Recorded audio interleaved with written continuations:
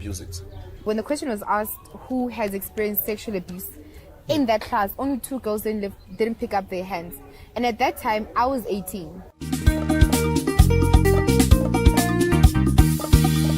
What's up, everyone out there? Hi, how are you all doing? You're welcome to your favorite podcast show called Tit for Tat. And you're live here on Mitv. Mitv Star FM, yes, in Nigeria. I said it well. And you're also watching us here live here on your favorite YouTube channel here, One.tv. And I'm still remain your humble boy, KB Kabir Olakunle Aziz. And then Her Majesty. Hi everybody, my name is Michelle. It's my second appearance, right? Yeah. Well, it feels like you've been doing it for long anyway. You're too comfortable, girl. Come on. So it's my second appearance on the show, and thank you for having me back. And yeah, I hope it's an interesting one. I know it will be interesting though. So today's topic we're treating today is emotional intelligence.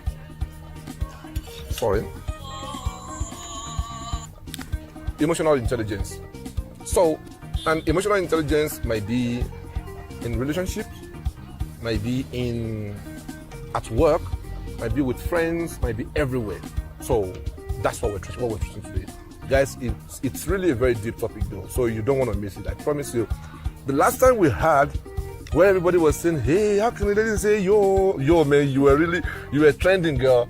People were really like, how can ladies say, you must love me first. If you want to get the best of me. I think you need to defend yourself here. For those who missed that part there. If I'm not happy, your child or our child is not happy. If I'm not feeling comfortable and loved and everything, then our child will never feel happy because I'm that child's mother. I think the problem is that people seem to think that family means me, you, and our kids. Family is me and you.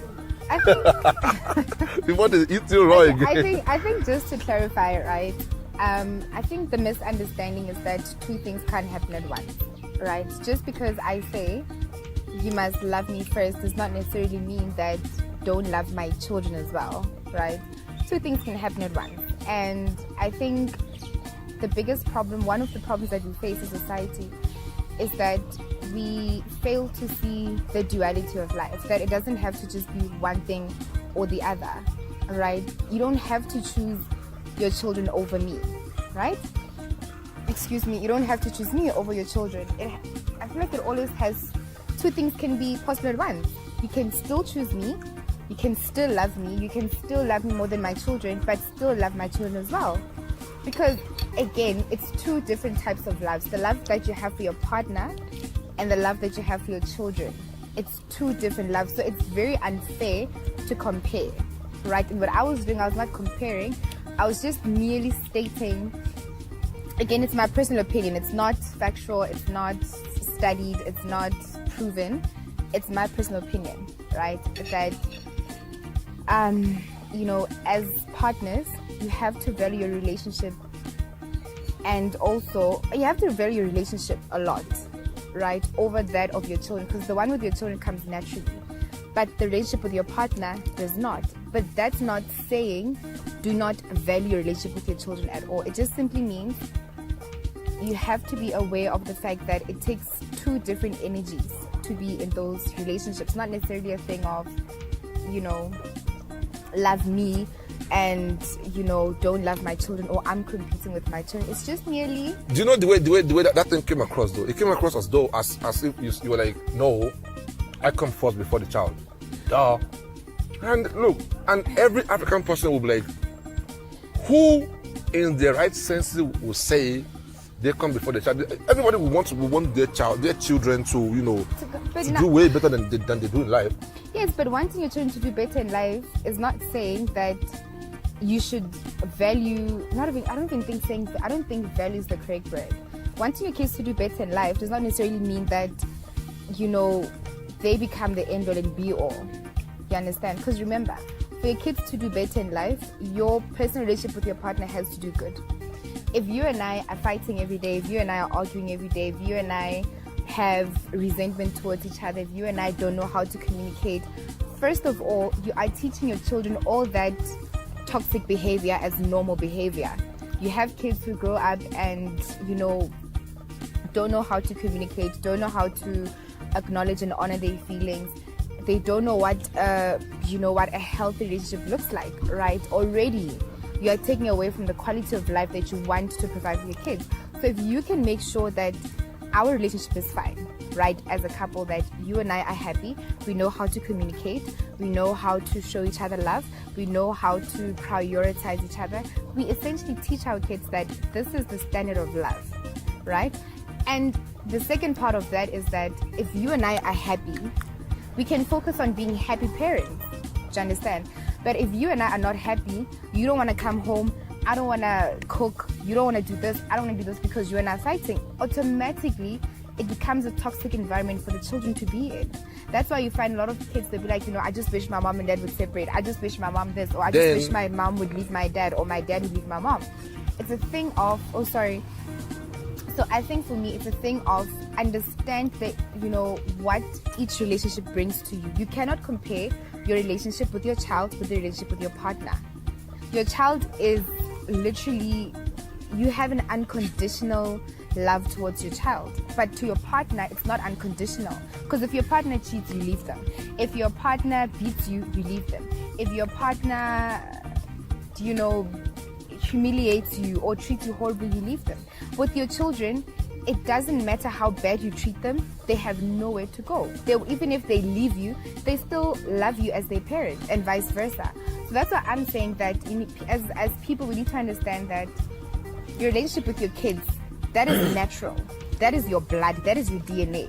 Nothing will ever come between the two of you unless you put it there, right? Have you not seen a parent that disowned their child before? Because no, I have. You understand what I'm saying? Because they know this child here is of age. But to disown your child, it takes a lot for a parent to disown the child. I know all the parents that I know that have disowned their children, it was never a thing of, oh, you know what, I'm having a good day, I'm cutting my son off. It takes a lot for a parent to get to a point where they're like, I'm cutting my child off. And even if that child came back and repented, the parents will still take you back. There's no child that will repent to the parents and the parents are like, I'm not hearing it. But with your partner, if you cheat on your partner, even if you repent, you won't take it back. You understand? So that's what I'm saying, that the parent and children relationship is it has different dynamics to that of a partner relationship. So that's why it's important to value the other as you should, and then the other one as well in its own rightful way. Does it make sense? Emotional intelligence. Comes there as well. You see, it comes there as well. It comes in. It takes someone who's emotionally intelligent to recognize the difference between the two, right? That's what I'm saying, that it's a problem when people cannot understand the duality of, relationships or of a person. I can still love you, but you need to understand that this relationship gives me what this relationship can't. Your kids cannot comfort you. Your kids cannot be your shoulder to cry on. Your kids cannot be your partner. Your kids cannot help you carry the burden of life. Your kids cannot, help you carry through life. You have to carry them through life. Your partner does that. You understand? So it's like you need to separate those two relationships, and that's not to say you don't love the other party. You love the other party with all your heart, and you love the other party with all your heart, but you love them differently, is what I'm trying to say. So to you, you think emotional intelligence means knowing how to filter things? Exactly. Knowing how to filter your emotions, knowing how to control your emotions. For me, that's what it means. It's being able to understand, here I'm at work, here I'm a mom, here I'm a wife, or here I'm a sister, here I'm an uncle, here I'm an aunt. It's being able to decipher between all those people and understand how to proper interact with those dynamics, right? So at least that's what I feel. Well, anyway, I think she did justice to that anyway. But to me, if you were to ask me, I would be like, okay, fine. Well, emotional intelligence to me might mean knowing how to filter things, but at the same time knowing when to be able to say stop, and knowing when to be able to continue. Like for instance now, every lady out there wants a man who is very, very emotionally intelligent. If you ask me.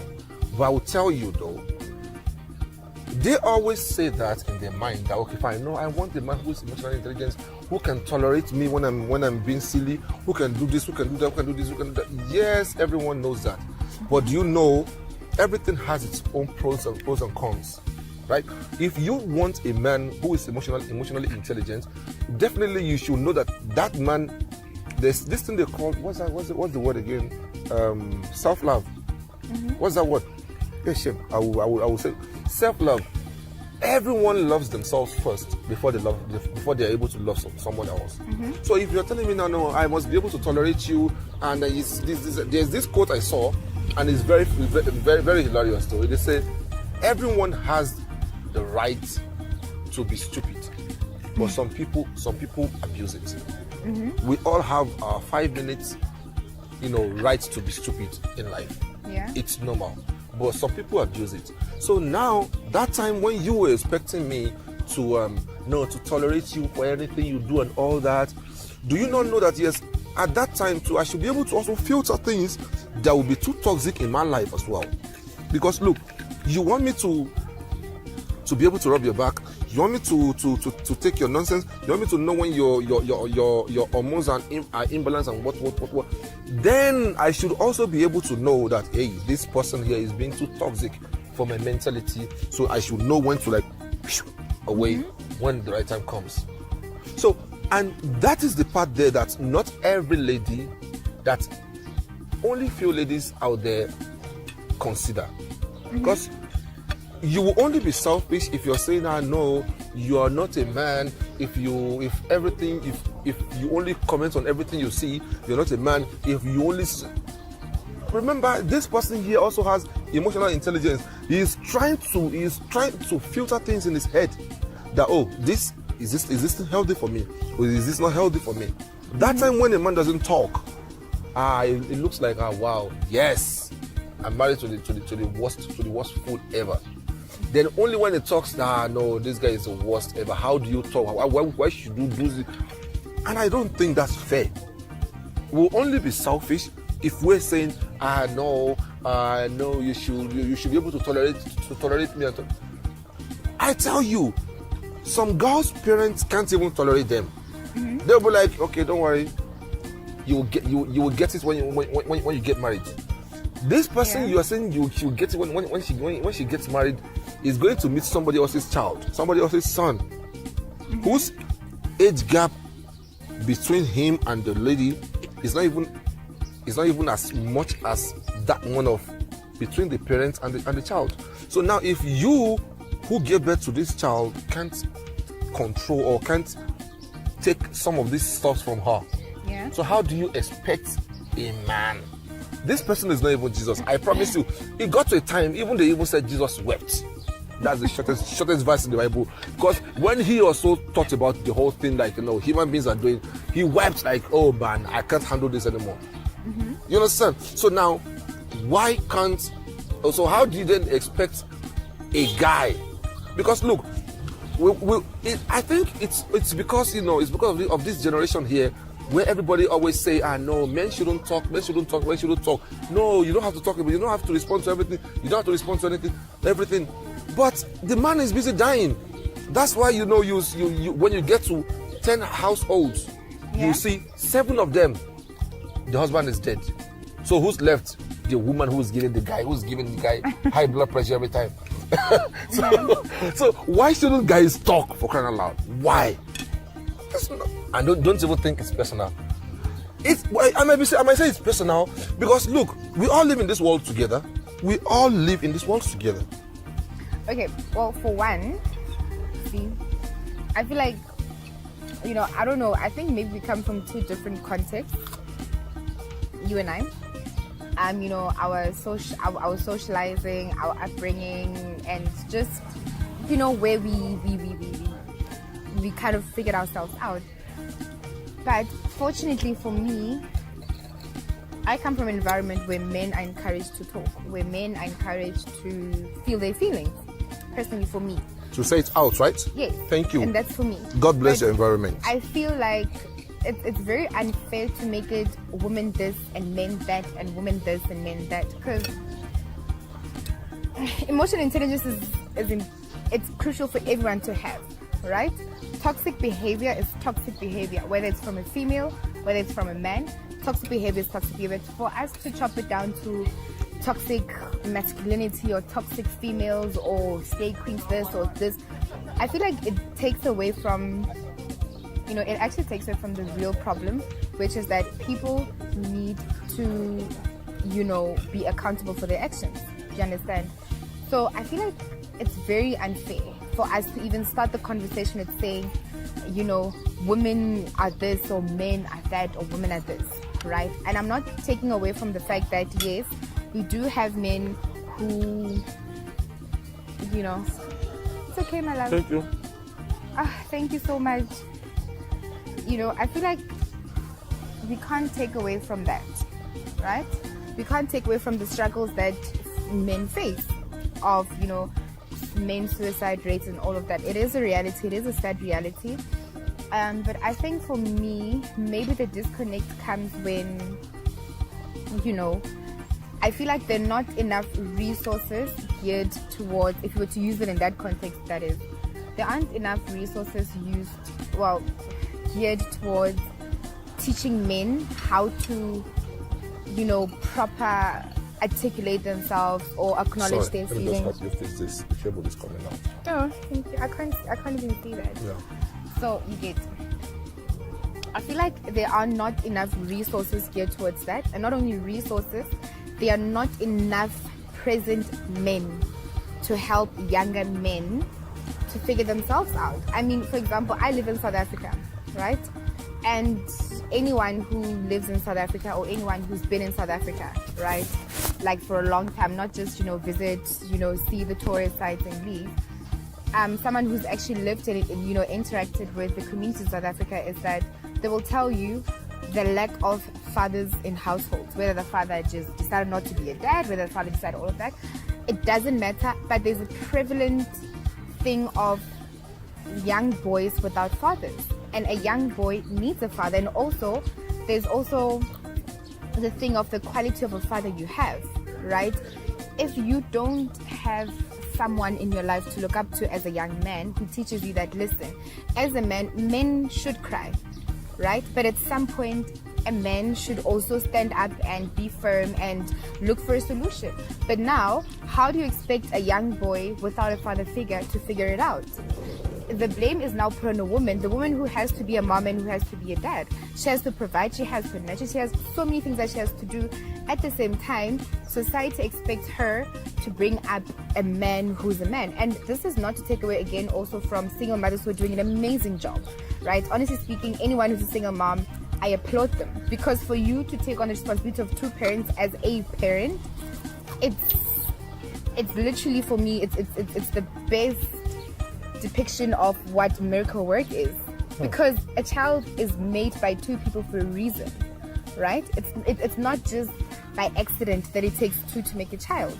So it means that it takes two to raise a child. So we have a problem, and this is it affects both young girls and young boys, where we either have absent fathers.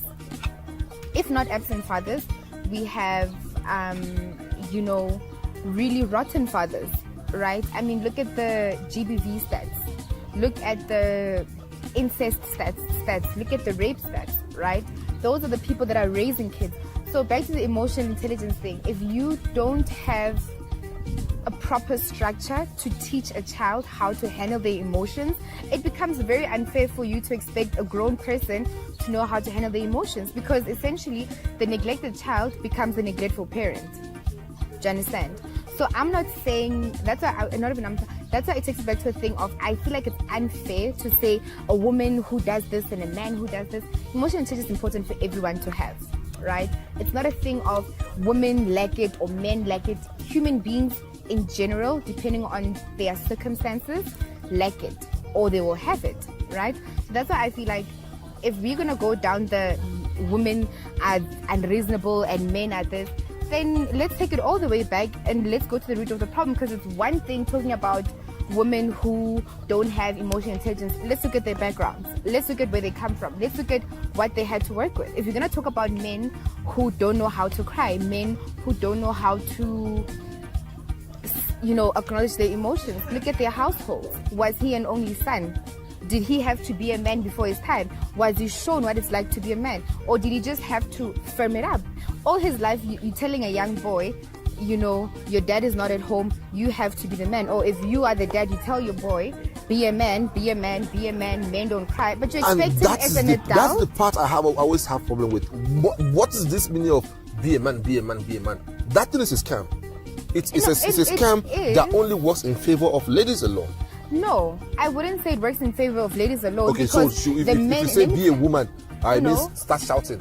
No. Or start getting emotional. Here's the thing: cry. the people who suffer from people who are told to people who suffer from men who are told to be men are females. Those men who are told to be men, they have emotional outbursts. Usually, they have emotional outbursts to their partners. That is how you have femicide rates so high, is because men don't know how to control themselves. Do you understand? So I don't think men being told how to be men works in the benefit of females. It works in the benefit of no one, the man himself and the female. Do you understand? So that's why I'm trying to make you understand that it's unfair for it now to become a gender war of, but men this, men that. No, let's not take it from the struggle that there is a generation of men currently and before that never were taught to acknowledge their feelings, honor their feelings, and process their feelings, and express their feelings. Right? Let's not take away from that. Do you know there's always been this silent war between a man and a woman in a very long time, but that no one is. It's even way deadlier than Palestine and Israel's war right now. You know why? Because then I promise you, man. Because one gender always cries, no, I'm a victim. The other gender always cries, no, you shouldn't have done that. The two of them might be right or might be wrong. Emotional intelligence. Now, how does one get to the point where you can tell, okay, fine, no, I think I'm beginning to cross the line so much, and I'm beginning to to get under this other guy's skin so much.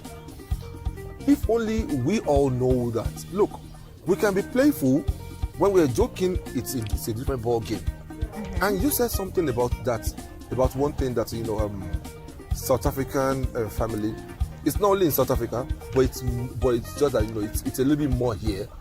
I mean, what will make a man to be strong and bold enough to impregnate a woman, to put a woman into a family, in a family way, but then you don't have the balls now to take care of your family? That is wrong. That itself should be criminal. It should be a crime that people should go to jail for.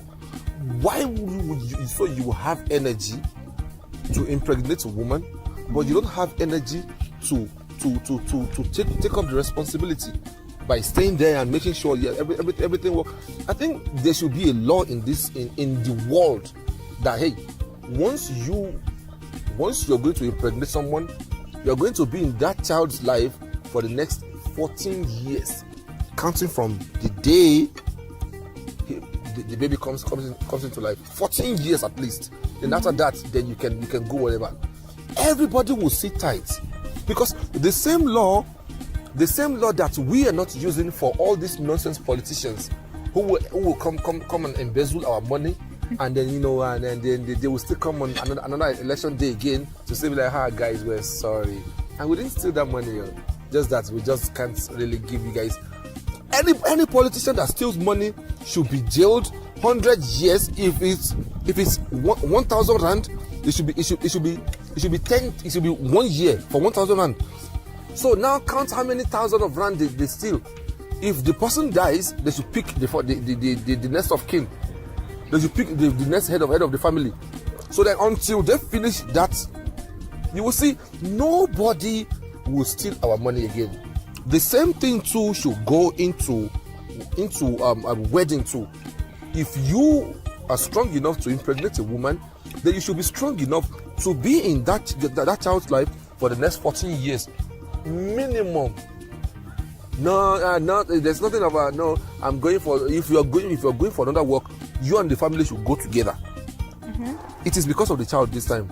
If you like, go and impregnate 2 people at the same time. You will share yourself. And if you can't share, then go to jail for it. You will see a lot of people will keep their things under their panties. Yeah. I promise you, it is because the law is just turning even our so-called presidents and all the people in the government also have the same thing too, man. So how do you then expect if they make, like someone was saying something the other day? I think all over the world they should make DNA free, compulsory for every family. You will see a lot of girls will have questions to answer, even down to our mothers. I'm sorry, mommy. I'm not pointing, but I'm just telling you because all these things have been happening way long ago that we can't control now. And if we don't go into the root of the whole problem, if we don't go into the root of the problem, I promise you, man, we will see a lot will keep getting damaged, and there's nothing we can do about it. How would you? No, just tell me what will make a man to say, even to rape a lady self, you would think twice, because you will know if you're going to rape this one and you know she's a disabled, or because you know she's blind, she can't see, and you are too big now to settle down with. You must settle down. You must settle down, and once you're settling down, the law must say, hey, no, you must not. We must not see your thing inside another thing again. Only that one. Because if we're talking about emotional intelligence should come. We need to filter it right from the creation of this child. Because if we don't correct that, everybody will just keep growing up in madness, and then we will all think, no, it's normal. Kill life. Like we say, I see life. We must go deep into what's causing all these problems. Fix it first. If you're strong enough to impregnate somebody, easy. If you're strong enough to impregnate somebody, you should be strong enough to fix it, to stay in the child's life for 14 years. Then we're good. I feel like in theory that could work. In theory that could work. But the reality is, I think about it like this. You were having, for an example, you and I were having fun times, right? And then I fall pregnant, and I didn't know I didn't know I would be falling pregnant, because sometimes, you know, people fall pregnant on contraceptives. People fall pregnant when they were told they will never fall pregnant. And you and I, let's say we're on contraceptives, I fall pregnant, right? You are married. I'm not married, obviously. Now, you and I just had this one fun time, and I fell pregnant, and I found out 3 months after you and I even stopped talking. Imagine now if you are forced to be a dad in that instance. Be realistic with yourself. What kind of a father will you be, knowing that you don't even want to be there? How are you going to treat that child, knowing that, listen, I don't even want you, I don't even want to be with your mom, I don't even want to be with you, you're not even supposed to be here. Then that already kind of dictates or gives you like a blueprint of the kind of a father. It is the government that will set our emotional intelligence right. I feel like for me, if I know the consequences, I will not do it. It's because I know there might not be some consequences to it. So then everybody will want to okay, fine, yeah, let me just. But if you know there's consequences, you will do everything to make sure, hey, this thing doesn't turn to pregnancy. You would, and if what's come to worst, go help yourself in the bathroom. Sorry, guys. I hear you. That's in an ideal world, which is what I'm saying. Reality is, things happen. People fall pregnant when they're not supposed to fall pregnant. That's why you have someone being a stepmom or someone being a stepdad, or whatever the case may be, right? But now the problem is, what happens when someone doesn't want to be there and you force them? They will come because the government said so. But what kind of a father they're going to be? What kind of an example they're going to set? Already this man feels like, I don't want to be here. I don't want this woman. I don't want this kid. If it wasn't for the government, I wouldn't be here. What is this child even doing here? Already that guy is on a different mind space, right? That's why they're not supposed to do it. and how they interact with their children and with the wife also becomes very toxic. Do you understand? And there the government can't tell you smile. The government is not in the house to say to you smile. The government is not in the house to say to you be kind. The government is not in the house to say be a good leader. Nothing. The government is not there. So essentially, it still wouldn't work. What's going to work is that we have not even a system. I think a system, a society, a community, whatever you want to call it, where we encourage people to, number one, go to therapy. That's always my thing. Go to therapy. And therapy is not to say you are struggling. Therapy is not to say you are mad. Therapy is not to say you are weak. Therapy is to say, I want to get to know myself better. I want to learn what makes me me. I want to learn what makes me tick. I want to learn what, where my emotional intelligence is, what triggers me. I want to learn how to control my emotions so that when I become a father, become a husband, become a wife, become a mother, I am a better person. Because essentially we all want to raise our kids to be better than us. I would hope that's what we all want. I don't know. Different strokes for different folks. Do you get what I'm saying? So I would say, rather than focusing on forcing people to be there, force them to be better versions of themselves, and in that way they become better people in society. So that's why I'm saying that you can't force a man to be, you can force him to be there, you can force him to be in the house, you can force him to support the child, you can force him to go watch the child, but you can't force him to want to be there. You can't force him to want, he will be there because he has to be there.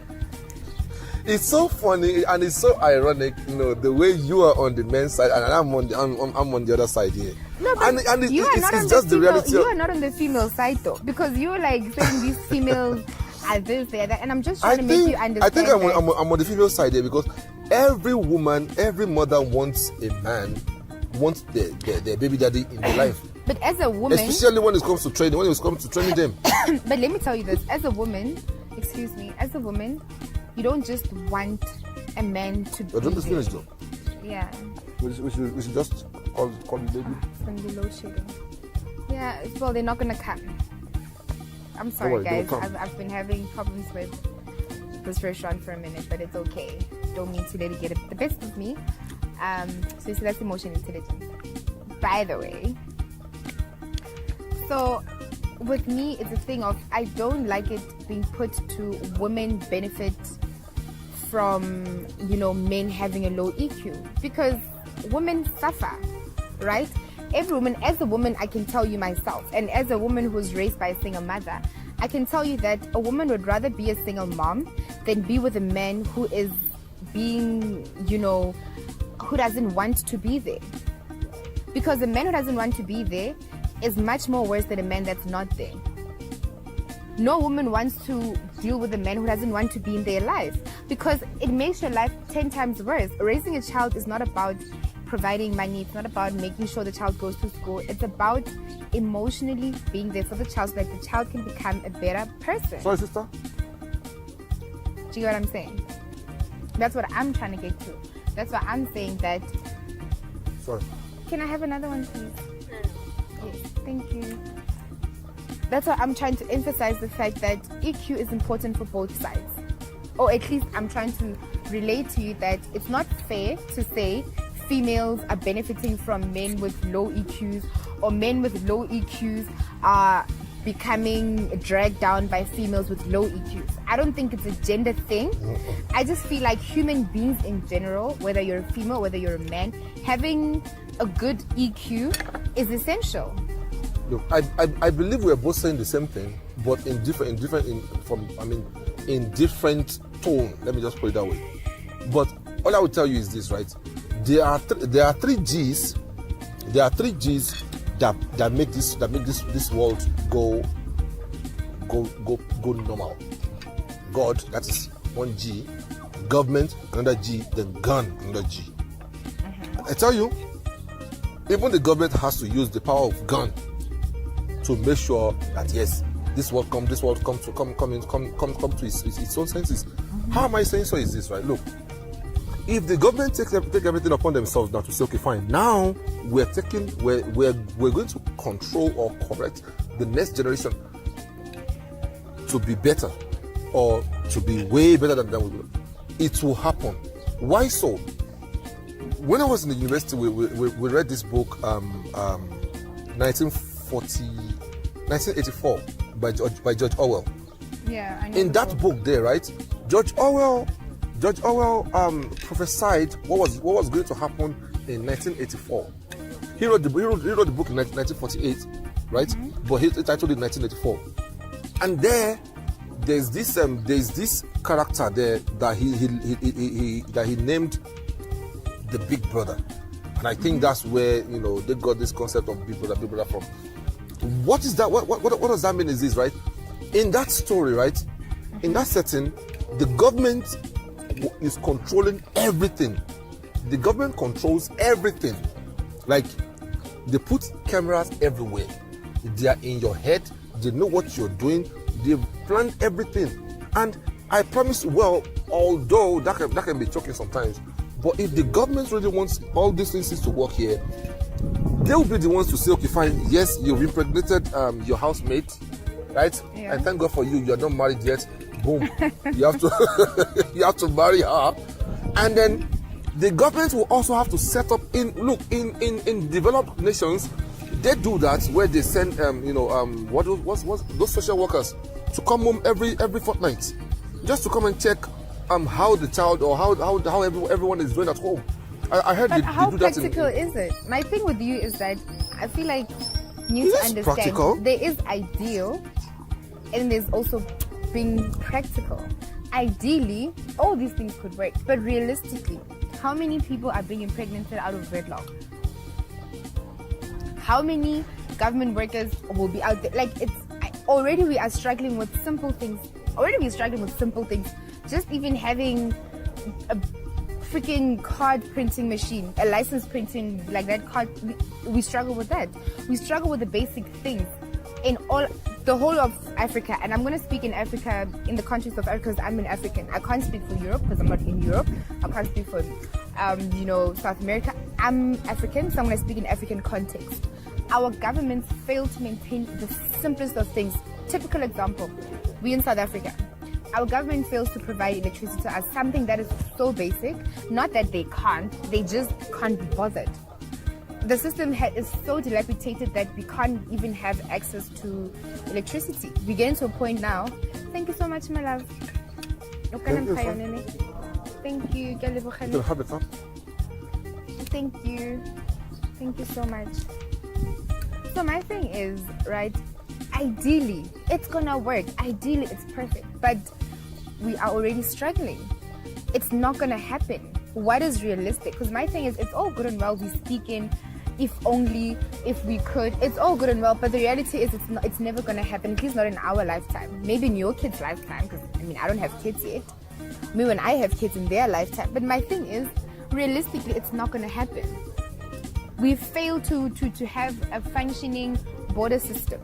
We fail to have a functioning water system. We having water shedding. How do you think they're literally going to manage people's families like that? We have a system where the justice system is whack. Our justice system in the whole of Africa, no African, or I bet you every 10th African that you meet will tell you they don't have faith in the justice system. So how do you think they will actually manage to roll that out? This is not happening only in Africa, only in South Africa alone. It's happening everywhere in Africa. Yeah, that's what I'm saying, that in the whole of Africa, right, our governments are failing us. Our governments are failing to give us basic needs, right? Others worse than other countries. But at the end of the day, they fail to do that. Yes, like I'm saying, in other countries, it's much worse than other countries, but there's no country that's better. There's no one country that can say, you know what, our government has nailed it. They're here for us and what we need. That's what I'm saying to you, that it's in an ideal world, that could work. But realistically, a government cannot force you to be a present father if you don't want to be a present father. We have maintenance court. That's not helping. Maintenance court is literally telling you that you have to be there for the child. And people still defy that. If you defy maintenance court, or family court rather, you are to go to jail. But you still find people who just don't care, right? You still find people who just don't care. You still find men who just don't care. And I'm just saying that I don't like saying who's to blame or what's to blame. Yes, in this context, the man is wrong. But who's to blame? That's a whole different conversation, right? If we were to make it simple, everyone is responsible for their actions, right? Sure, that I don't dispute. If a man chooses to be an absent father, that's on him, right? But if we were to take it a step further, there's a whole lot that needs to be considered until that gets to that point. Because for any person, whether a man or a female, for you to engage in, adult behavior that actually is going to end up in you having a child, because everyone knows how a child is made. There's no one person who's busy having, what you call, that doesn't know how a child... Not everyone. My daughter never knew until now. I'm she's saying 9. Any person who's Do you know what I told her though? What? She asked me, Daddy, how are babies made?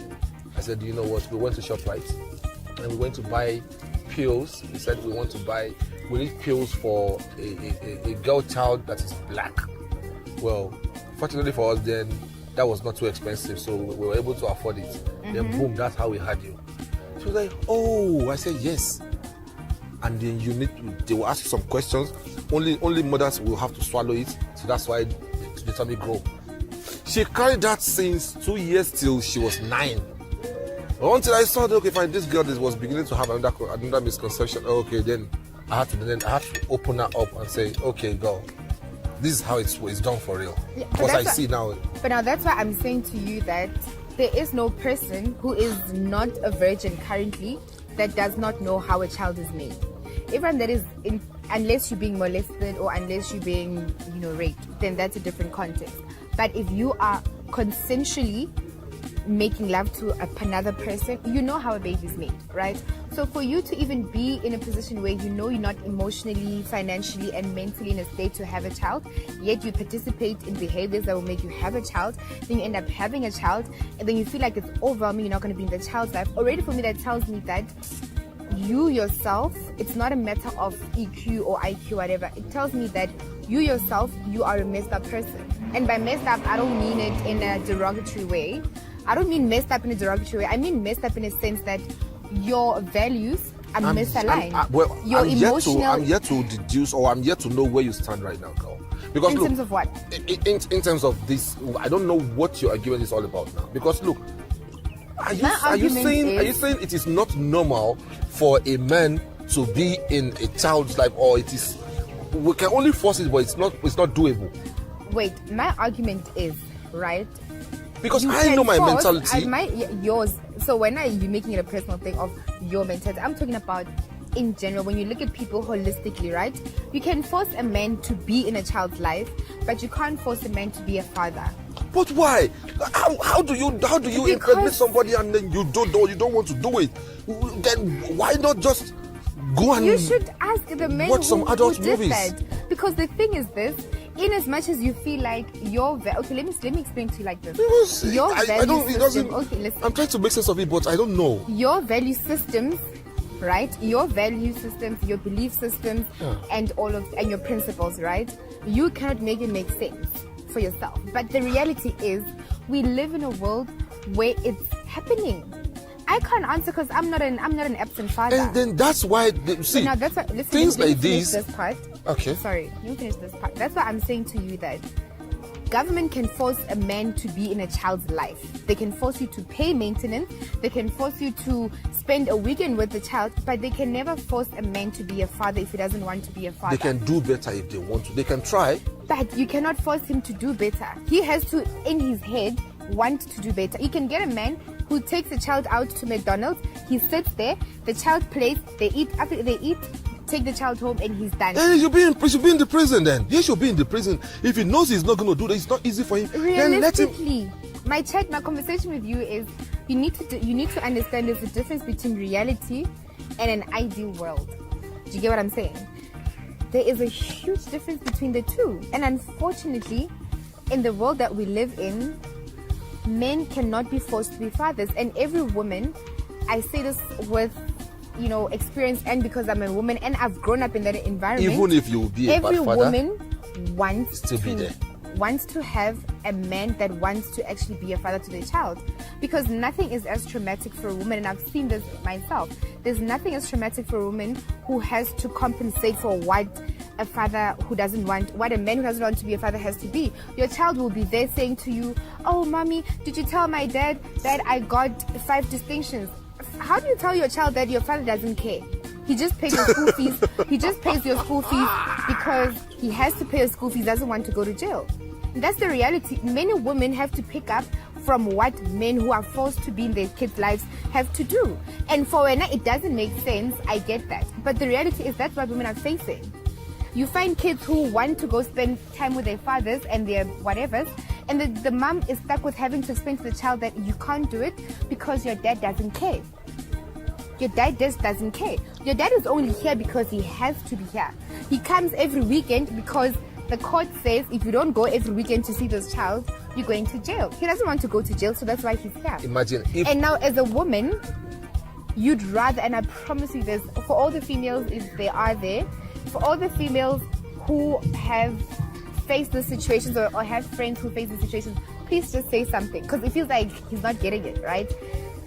Every woman would rather not have you be there completely than have to explain to their child concepts that they themselves don't even understand. You made this child. How am I now supposed to compensate for you? You tell the child, "Oh, don't worry, my son, I'm gonna come see you at graduation." He doesn't come. The child now is looking at you like, "Mom, why isn't my dad here?" As a mom, in your right mind, you can never say your dad doesn't care about you. But now you have to carry that. Every woman who's in that position would rather not have the dad be there. And period. you see now the reason now. Well, in my religion, sorry, I have to just drop this. Well, there was a great guy that once lived in this world. His name was Prophet Muhammad sallallahu alaihi wasallam. He said, "Oh, you woman." Oh no, he said, "Oh, you man, watch where you pour your sperm to make babies." Mm-hmm. And all you ladies, watch who pours their sperm in you to make babies. But so it is the duty and responsibility of every adult to also watch who they put in family way, or who puts them in family way. I understand there might be some situations where mistakes happen. Maybe we get drunk, and that's why you're not supposed to get drunk. If you must get drunk in your own house. Get drunk in your house where you know you're safe. Mm-hmm. I was speaking to a lady just 4 days ago. The lady was telling me, "Do you know why I'm taking this prep?" Mm-hmm. I saw the prep with the lady, and she was like, "No, I'm taking this prep because I said, "But why are you taking it? Are you HIV? Are you HIV positive? Are you this?" She said, "No." She said, "But because I know we live in a sick environment where you can get raped anytime." I'm like, "Why are you talking of rape, girl? Are you not thinking of maybe you're exposing yourself or you willingly do that?" No. And if you willingly do it, we all know the repercussion. There are preps for everything. No. You can always money after pills. There's this, there's that to prevent things on time. No, but now my thing with you is that you see this is falling off here. Oh, thank you. You see that statement that you just said. Yes. That's a very ignorant statement, and I say it's ignorant because as a man, right? You saying that as a man kind of relays your level of being oblivious, right? In South Africa, and again, I speak for South Africa because I'm a South African. Yeah. I've never lived in any other African country long enough for me to understand the dynamics of that country. The rape statistics in this country are crazy. Literally, I don't know, I think it's X amount of seconds. Every second, I don't know how many seconds, but I know it's less than a minute. And then they keep quiet about it. We will get to the keeping quiet about it, right? There's, I don't know, less than a minute. Every minute in South Africa, rounded off, right? There's a woman getting raped. So for a woman to be taking PrEP because they're saying, "Listen, I don't know when it's going to happen or how it's going to happen," it's not an unfounded belief, or it's not a crazy thing like, "Oh wow, it's because you know what you do." No, the reality is I could be walking down the street right now and I could get raped. I could be going upstairs to the bottom and I could get raped. I could be going home and I get raped. Well, I could crazy. be. It's not crazy. It's really happening. And you know why? But the problem you know is why? Because everyone in South Africa here lives like all man for himself. In Nigeria, if you see people mugging people on the road, we all run there to it. We beat the hell out of. We do jungle justice before police also comes. Yeah. Here you will see people robbing people and you will see people passing by as if they don't. Who's that? What about, is that not your fellow countryman? Even if it's not a fellow countryman, is that not a human being like yourself who's been mugged there and then nobody's doing anything about it? The same thing here too that happens to a lady who just gets raped anyhow, and people will be like, it's your life. It's not your life. People should do full justice. I wish I was the president for just one day. Anybody who is found raped, do you know corn? Do you know maize? Maize. Yeah. They must keep it dry. Ne? Keep it dry. Make sure when you eat the maize itself, the last part there, keep it dry and then shook it in the guy's, like, I'm sorry man, shook it there, let him feel it, cause bruises, and then let him go and spend the rest of his life in jail. That is what we want, but again, I'm telling you, currently, ideally that would work. But currently the reality is every less than a minute, there's a woman getting raped in South Africa for whatever reason. It's not happening in public where it happens in you and I, right? People shouldn't live the life of it's your life, not mine. But now let me your life is my life, then you see. Everybody will watch it. But let me give you an example, right? You and I, until we met, right? I don't know your intentions. Hello. Good. Yes, thank you. Enjoy everything. Thank you, brother. So my thing is, right, as a South African woman, right, we understand that our lives are always in danger, whether it's from countrymen, foreigners, whatever a foreigner is to you, it doesn't matter. But as a South African woman, we understand the fact that at any given time, things can go down. Do you understand? And that's a sad reality that we have to live in. I, for example, as a South African woman, I studied in a private college, right, where there was about 23 of us in class. And first year, I remember we were having, I think it was like Introduction to Psychology, if I'm not mistaken, right? Anyone, if you were with me in class, you can correct me down below. But anyway, so what I'm trying to say to you is that in the class of 23 females, right, we were talking about, rape and, the psychology behind it, what this and what that, what caused it, the psychology of the victim, of the perpetrator, and all of that, right? And then obviously it got to a point where we were talking about the statistics of how many people get raped in South Africa. I promise you, out of the 23 class, out of all of us in that class, we had about 4 boys, which pretty much left us with about 19 females. 21 females. 21 females, yeah, somewhere there, sorry. Right? Out of all those females, I think there was only 2 girls who didn't, when the question was asked, when the question was asked who has experienced sexual abuse in that class, only 2 girls didn't pick up their hands. And at that time, I was 18. Right? So it gives you this perspective of how rampant rape is in this country. Not just rape, but femicide is. And the thing of, but you don't say nothing. You go to the police officer and you get victimized. If it's not victimized, it becomes a thing of, okay, cool, this person, the docket disappears, and then the docket disappears, the docket doesn't disappear. Then the whole police should be punched down. No, but you understand that this is Africa. Corruption is real, right? This is Africa. Hey, if someone doesn't want to go to jail really bad, they won't go to jail. Do you understand? You go to the police station, you get chased away, you get re-victimized, and again, that is the reality that we have to face. So there is shame that comes with being a victim of sexual abuse. It's not just a thing of you become sexually abused and you become a warrior, you become a hero, you fight. It's dehumanizing. Do you get? Because you need to remember, in this world, the only thing that you truly have, is your body. You have nothing. You don't have a child, you have nothing, because your child can leave you. You don't have a house because your house can get repossessed, your house can burn down. You have nothing besides your body. So when someone violates the only thing you have and the only thing that you can't leave, it becomes a problem.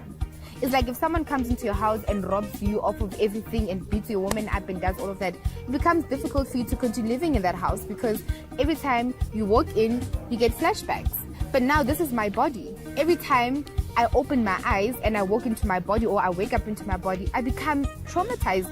But now the sad thing is, unlike a house, I can't just leave the house and walk away, right? I can't do that. This is me. I can't leave where am I going if I leave my body? Kill themselves. Exactly. So that's what I'm saying to you, that the reality is South African women, anyone can get raped at any time. Black, white, it doesn't really matter.